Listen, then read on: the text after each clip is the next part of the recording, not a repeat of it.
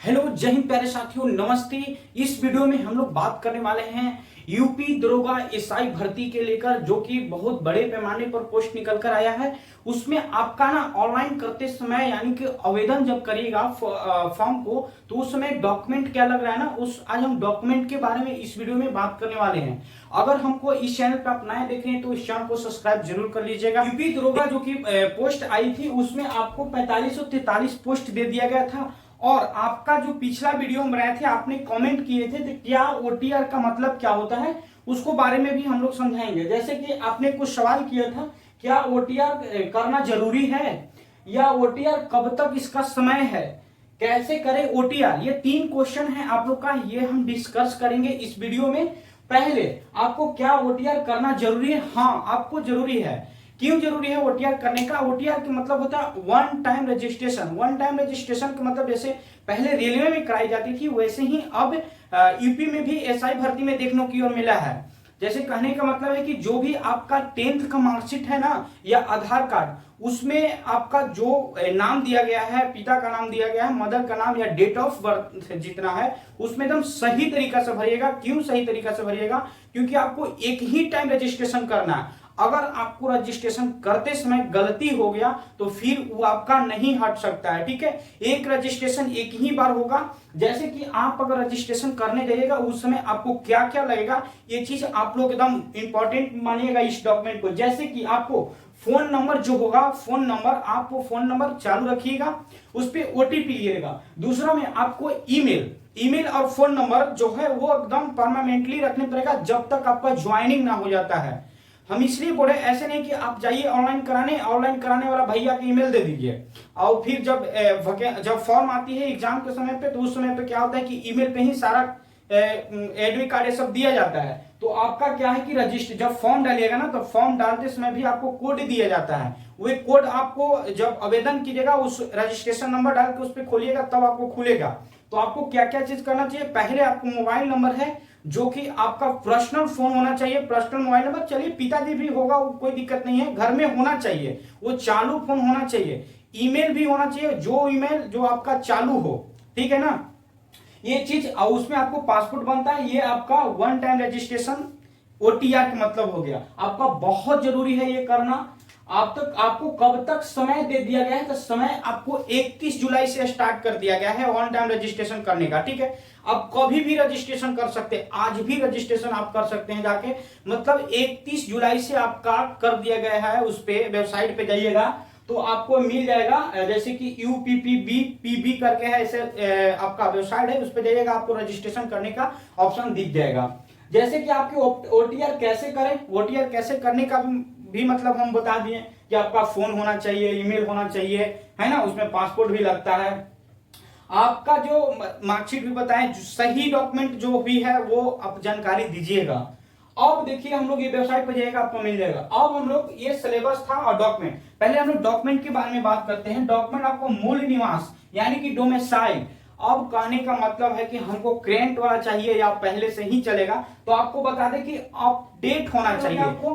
फिर caste certificate, caste certificate में 2 मामला है। क्या है? जो कि एक ओबीसी के और ईडब्ल्यूएस के लेकर है। ओबीसी के क्या कहा गया है ना, कि ओबीसी का 1 अप्रैल 2025 से लेकर 11 सितंबर 2025 तक, यानी कि इसी के बीच में होना चाहिए। ये कंडीशन ओबीसी का और ईडब्ल्यूएस का, ये दो कास्ट का ये कंडीशन दिया गया है, जो कि आपका ये डेट है, ये डेट के बीच में होना चाहिए। ठीक है, अब एसी रहा एसी और एसटी का, तो एसी एसटी का जाति होना चाहिए, अप टू डेट होना चाहिए, मतलब ज्यादा दिन के ना हो, ये अप टू डेट 6 महीने के अंदर भी रहेगा तो चलेगा।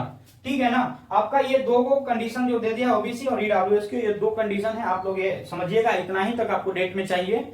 अब बात करते हैं, जो महिला विवाहित है, मतलब जिसका शादी हो चुका है, उन लोग अपने पिता की यहां से जाति बनवाएं। उन लोग अपना पिता के यहां से जाति जाके आप लोग ब्लॉक में वहां बनवाइएगा। ठीक है, उसको बाद अब 10th के मार्कशीट और सर्टिफिकेट, जब ओटीआर आपका रजिस्ट्रेशन हो जाएगी, उसको बाद आपको 10th के मार्कशीट और 12th के मार्कशीट, उसको बाद डालना क्या है ना, सर्टिफिकेट का नंबर डालना है। उसमें सर्टिफिकेट नहीं चाहिए, जैसे एक मार्कशीट होता है नंबर वाला, एक सर्टिफिकेट आता है जो कि कुछ टाइम के बाद आता है, लेकिन उसमें आपको अपलोड नहीं करना है। क्या करना है, आपको नंबर खाली डालना है, समझे। तो इसमें नंबर होगा, बाकी आप खोलेगा तो रोल नंबर, आपको कब पास किए हैं उसका डेट डाला जाता है और सर्टिफिकेट नंबर डाला जाता है। ये 10th और 12th। ग्रेजुएशन का भी वही है।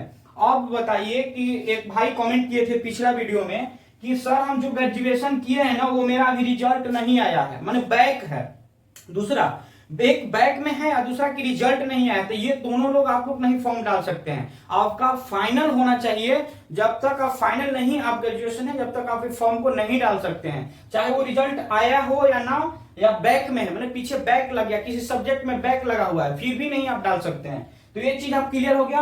उसके बाद फोटो, अब फोटो इसमें क्या है ना कि फोटो लाइव मांगा जा रहा है, जब आप फॉर्म डालिएगा उसी समय आपको लाइव फोटो इसमें मांगा जाएगा। और सिग्नेचर, देखिए फोटो और सिग्नेचर में कुछ कंडीशन है। क्या कंडीशन है कि आपका जो बैकग्राउंड है ना वो आपका धुंधला नहीं होना चाहिए, और जो ईयर आपको देख रहे हैं काम पूरा नजर आना चाहिए एकदम, हाँ लगना चाहिए कि फॉर्म डाले, ये नहीं छपरी नियत फोटो खिंचवा के नहीं लेगा, वो रिजेक्ट कर देगा फॉर्म, समझे। जैसे में साइन में भी है, साइन में अगर आप एक वर्ड को आप ऐसे लिख रहे हैं, ऐसे करके हटा हटा के एक वर्ड को लिख रहे हैं, तो ये आपका नहीं लेगा। आपका साइन कैसा चाहिए, जब बैंक में जैसा साइन दिए है ना वैसा ही चाहिए, मतलब 140 की स्पीड वाला, 20 की स्पीड वाला, समझ गए ना।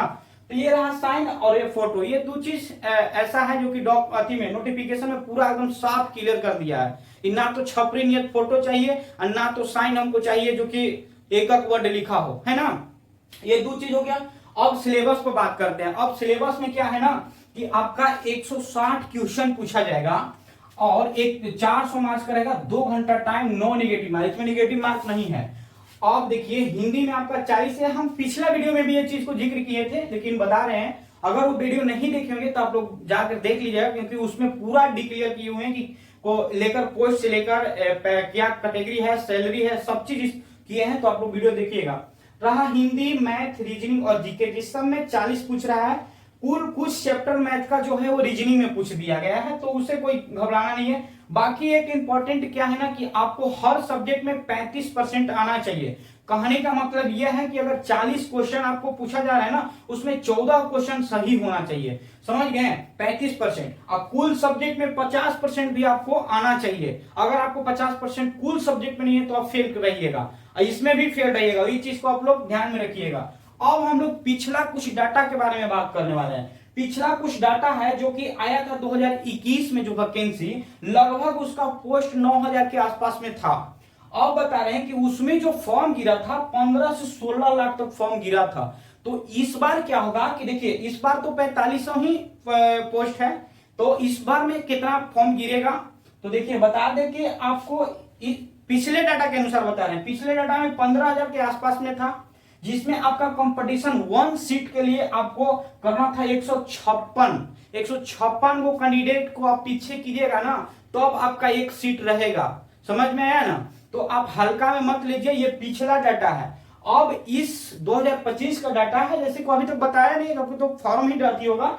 तो अब देखिए 4500 पोस्ट है, जैसे कि लगभग लगता है कि 15 से 20 लाख तक फॉर्म जा सकती है। क्यों बता रहे हैं ना, क्योंकि एक तो 4 साल लेट की है और 4 साल का जो सेशन जो आई है, जो नई लड़का है उन लोग तो फॉर्म डालेंगे, तो हो सकता है कि पिछले डाटा के अनुसार ज्यादा फॉर्म गिरेगा, यानी कि 20 लाख तक तो फॉर्म गिरेगा, पक्का है। अगर 20 लाख तक फॉर्म गिरता है तो आपको क्या है ना कि एक सीट के लिए कितने बच्चा से फाइट करना होगा।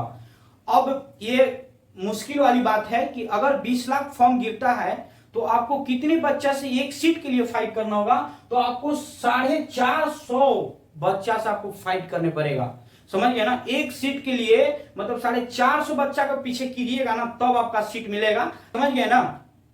तो ये आपका डरा नहीं रहे, आपको डरना नहीं है, ये एक डाटा हम बता रहे हैं, ये नहीं कि डरना बाप रे बाप इतना फॉर्म में नहीं डाले, ऐसा बात नहीं है, ये एक डाटा है। ये डाटा हम इसलिए बताए ना कि कमेंट किए थे एक भाई ने कि पिछला का डाटा बताइए सर कितना फॉर्म जाएगा, इस बार कितना जाएगा, तब हम ये चीज को लिखे हैं, समझ में आया ना। डराना नहीं है, सब चीज ठीक है, समझे ना। ये सिलेबस आप सिलेबस के अकॉर्डिंग पढ़िए, और ना हुए तो आप लोग ऑर्थोटिक बुक जैसे कि आप लोग सटीक कोई भी टीचर से पढ़िए, लेकिन एक ही टीचर से पढ़िए, ये नहीं है कि इधर भी 99 रुपए का बैच है और उधर भी 99 रुपए का बैच है, मार दू को 99 रुपए का बैच लेके यो सर से या वो सर से, नहीं, ये गलत बात है। आप लोग पढ़िए तो एक ही टीचर से पढ़िए, समझ में आए ना। उससे क्या होता है ना कि जो भी डाटा हमको कलेक्ट होता है ना वो सटीक होता है। और बताइए ना कि इधरों पढ़ लीजिएगा उधरों पढ़ लीजिएगा, अब एग्जाम हॉल में क्या होता है कि सर लगता है कि ना 1945 बताए थे, INS सर कुछ और बोल देंगे तो कहिए कि और कुछ बोले थे,